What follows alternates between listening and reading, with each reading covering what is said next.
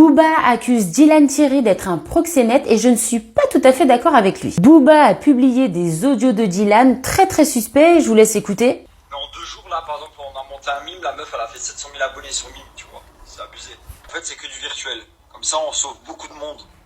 Posez la question même un jour d'être max sur mime. Mais avant de porter des accusations aussi graves envers Dylan, il faut s'interroger sur qu'est-ce que le proxénétisme exactement.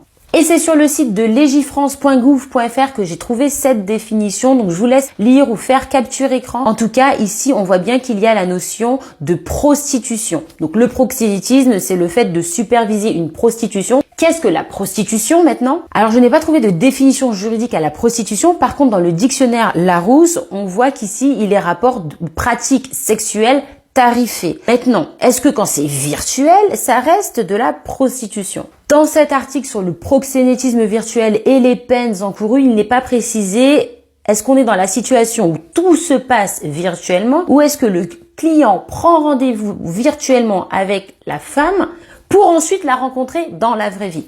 C'est pas précisé qu'est-ce que le proxénétisme virtuel exactement. En tout cas, dans cet article du Monde, donc je vous laisse vraiment le lire, faites capture écran, prenez le temps. Mais là, il y a bien marqué que est défini comme une pratique qui consiste à se prêter moyennant une rémunération à des contacts physiques. Et là, il y a bien marqué en l'absence de contact physique.